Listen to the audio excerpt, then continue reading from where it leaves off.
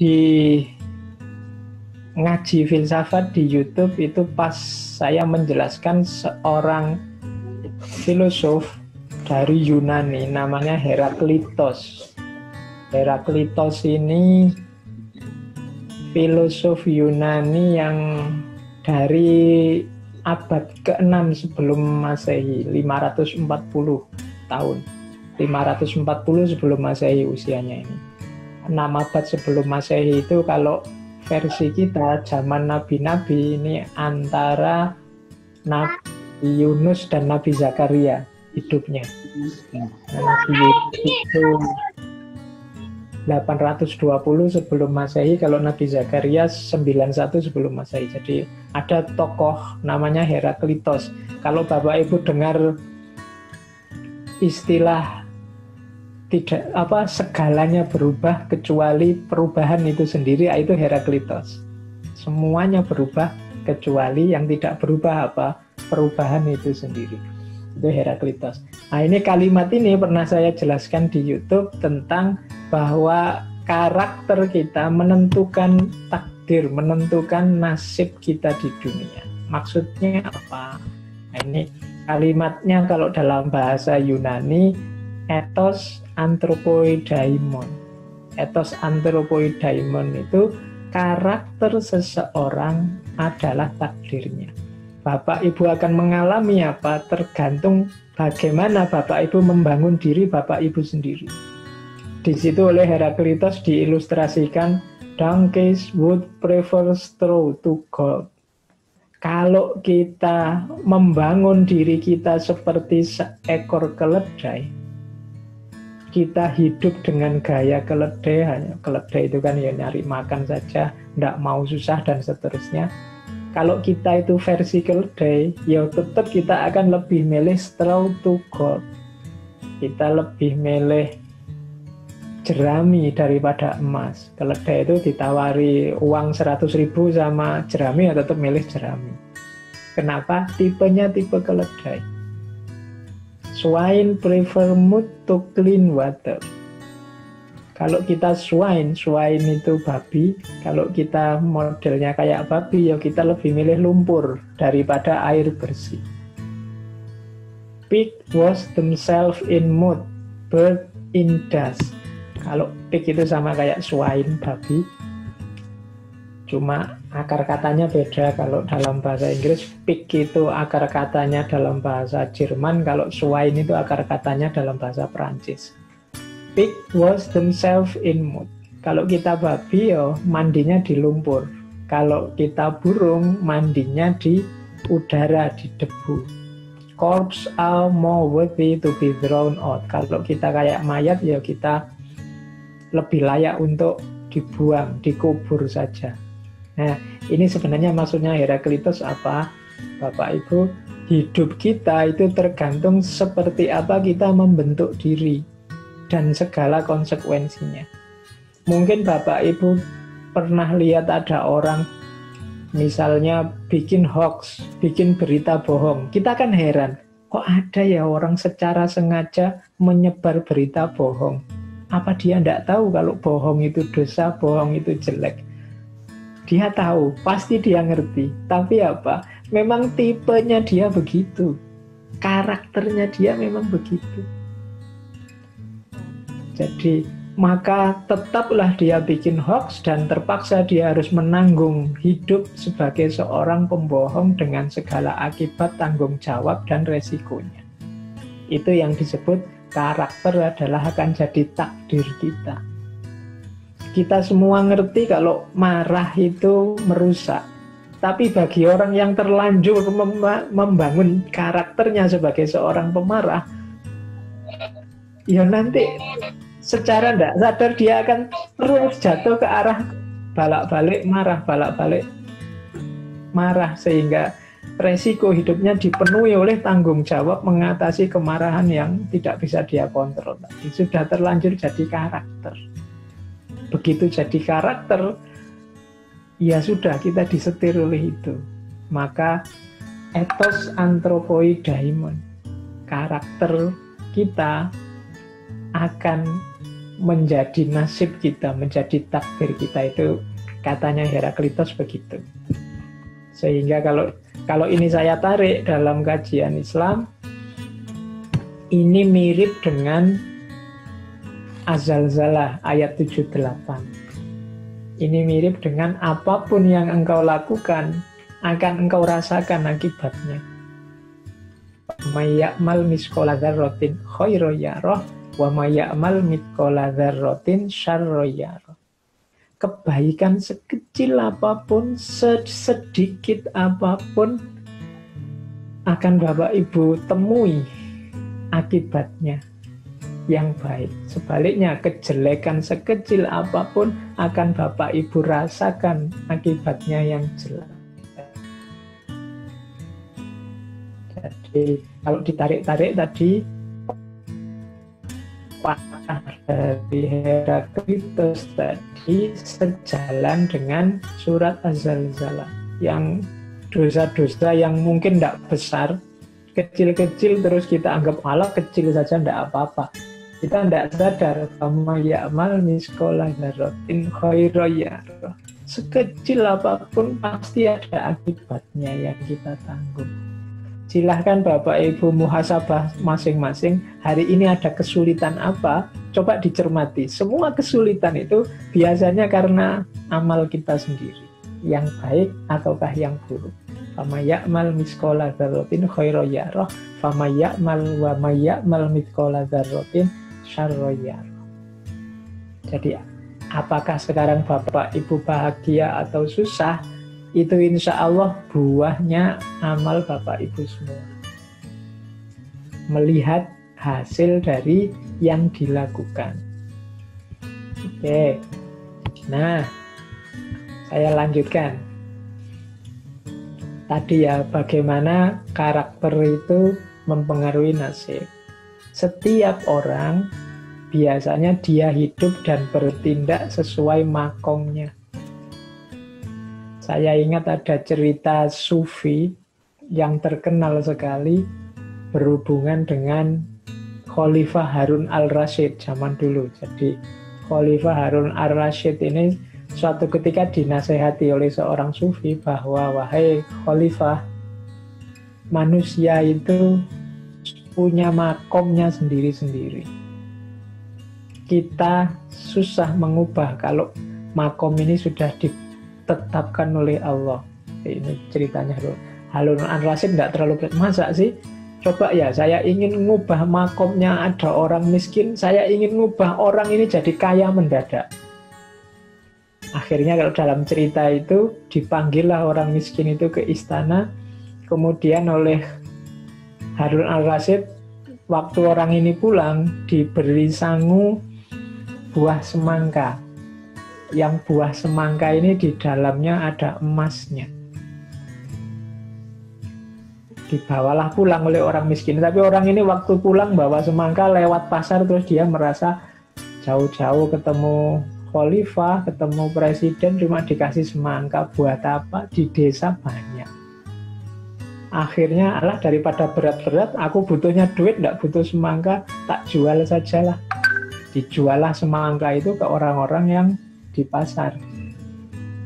Nah, dapat seminggu kemudian dibalik, Harun al-Rasyid yang datang menemui orang miskin ini. Bayangannya Harun al-Rasyid, orang ini mesti sudah kaya raya. Karena dalam semangka tadi sudah tak kasih emas banyak sekali. Begitu nyampe di rumahnya, ternyata rumahnya masih tetap jelek, orangnya masih tetap miskin, masih tetap sengsara. Terus Sufi tadi bilang, bukankah sudah aku bilang, setiap orang ada makomnya sendiri-sendiri. Ini yang kadang-kadang kita juga kan protes, kok ada ya orang kayak gitu, kok ada orang melakukan itu, kok ada. Ya memang itulah makomnya. Dan makom itulah takdirnya. Jadi kalau orang oleh Allah sudah dinas dengan kudratullah bahwa dia akan sukses, apapun yang terjadi sudah makomnya dia akan sukses. Nah, itu hikmah dari cerita tadi. Makom itu apa? Ya level, pangkat, derajat yang diraih seseorang.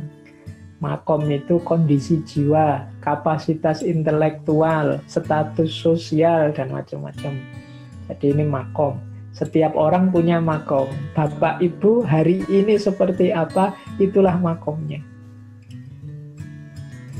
Oke, jadi ini pengantar-pengantar sebelum saya masuk ke yang utama, hubungannya takdir sama karakter tadi.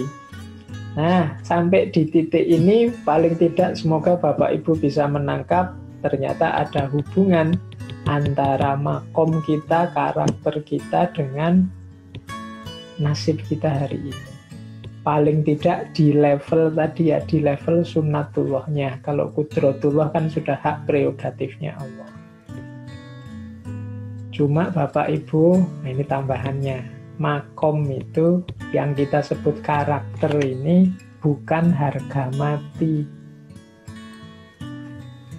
Jadi makom itu harus kita ubah ke arah yang lebih baik. Disinilah maksudnya yuhoyiru ma biqaumin itu. Kalau ini gambar tentang tindakan, kebiasaan, kemudian menjadi attitude, perilaku, dan dia mendalam jadi karakter. Ternyata yang karakter tadi, bahwa takdir kita tergantung karakter itu bukan sesuatu yang harga mati. Wah, saya itu memang wataknya pemarah ya Pak, berarti ya memang begitu, pemarah terus. Enggak, dia bukan sesuatu yang paten. Kenapa bapak jadi pemarah, ibu-ibu jadi pemarah? Karena membiasakan diri dengan marah-marah. Kenapa kok orang bisa mudah sekali bikin berita bohong, bikin hoax? Karena memang dia mengulang-ulang perbuatan itu sehingga jadi karakternya. Maka urutannya nanti begini. Dari tindakan, kalau itu diulang-ulang jadi kebiasaan. Karena sudah kebiasaan, dia mendarah daging jadi attitude, membentuk karakter dirinya. Kalau sudah karakter, tindakannya tidak akan jauh-jauh dari situ. Nah, ini bisa muter terus. Kalau tidak dipotong mata rantainya, kebetulan karakternya jelek, ya muter seperti ini terus jelek. Berarti apa? Potong dari sini, potong dari action Bapak Ibu. Lakukan kebaikan biar karakter kita berubah jadi baik. Kalau kita lakukan kebaikan, kemudian kita istiqomahkan kebaikan, dia jadi habit. Kalau sudah jadi habit, dia akan jadi attitude. Attitude itu mempengaruhi sikap batin kita. Lama-lama dia jadi karakter. Karakter ini, kalau dalam bahasa agama namanya akhlak. Kalau sudah mendalam dalam diri kita, pada akhirnya berpengaruh pada action. Pengajian semacam ini misalnya, tadi kan katanya Pak Dodot dimulai bulan Ramadan kemarin, tahun ini. Itu kan awalnya kan hanya action. Kemudian kita biasakan, dia jadi habit. Mungkin sekarang sudah mulai lanyah, jadi attitude.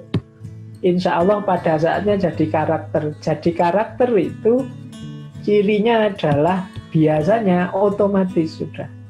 Kalau tidak ngaji tidak enak. Biasanya minggu malam pengajian, enggak pengajian tidak enak. Berarti sudah karakter, sudah mendarah daging. Sholat duha misalnya, awalnya action. Kita biasakan sholat duha, dia jadi habit, jadi attitude.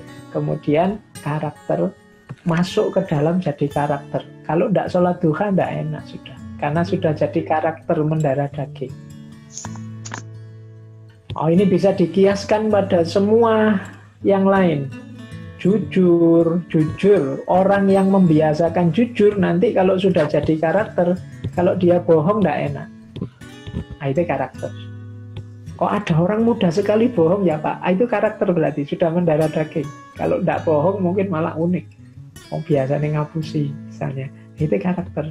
Jadi action, habit, attitude, karakter. Fama ya'mal miskola dzarratin tadi, itu kan ada di action. Alah Pak, kecil-kecil aja kok. Ini kecil-kecil, tapi kalau bolak-balik dia jadi attitude. Kalau sudah jadi attitude nanti akan jadi karakter. Kalau sudah karakter yang kecil-kecil tadi akan jadi besar. Karena apa? Dia berulang terus mempengaruhi hidup kita jadi action. Alah Pak cuma ngomong gini aja, hanya untuk guyon kok Pak. Oke, tapi jangan diulang ya. Terus diulang lagi. Maka akan jadi habit. Kalau sudah jadi habit, dia jadi attitude. Kalau sudah attitude, mendarah daging. Maka hati-hati Bapak Ibu. Takdir kita tergantung karakter, tapi kuncinya karakter itu ternyata ada dalam tindakan kita sendiri. Tidak boleh nanti berarti orang itu kalau melakukan yang jelek, melakukan yang jahat, alasannya karakter, dan karakter itu takdirnya Allah. Tidak. Ternyata karakter itu kita bentuk sendiri. Tadi di depan saya bilang manusia itu mukhayyar, bisa milih. Manusia itu mau jujur bisa, mau jahat juga bisa. Manusia itu mau pendiam bisa, mau ceriwis juga bisa. Tergantung dia membiasakan dirinya dengan apa, dan nanti akan melahirkan karakter apa. Maka tadi kalimatnya dari Heraklitus tadi yang bahwa ternyata karaktermu membentuk takdirmu, tidak bisa diartikan bahwa berarti semuanya takdirnya Allah, berarti termasuk saya jelek juga takdirnya Allah. Enggak.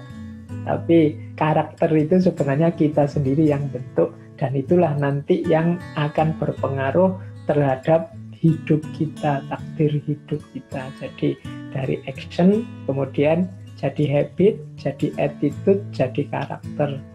Enggak boleh alasan takdir untuk membenarkan kesalahan kita, karena kesalahan ternyata dari kita sendiri. Ada cerita satu ketika Umar bin Khattab ini menangkap pencuri.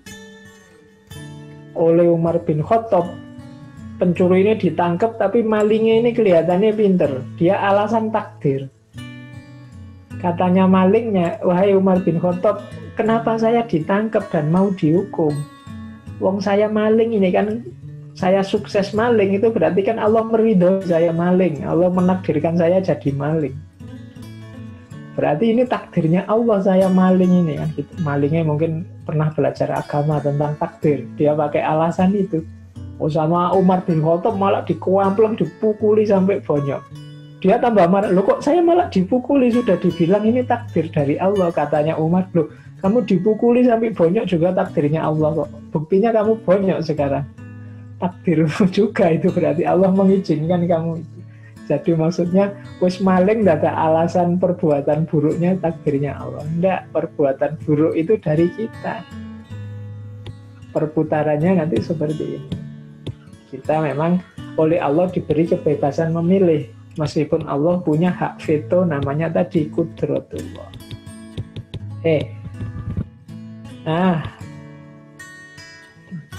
Terakhir ini berarti. Sampai jam berapa Pak Yudi? Saya asik ngomong, lupa lihat jam.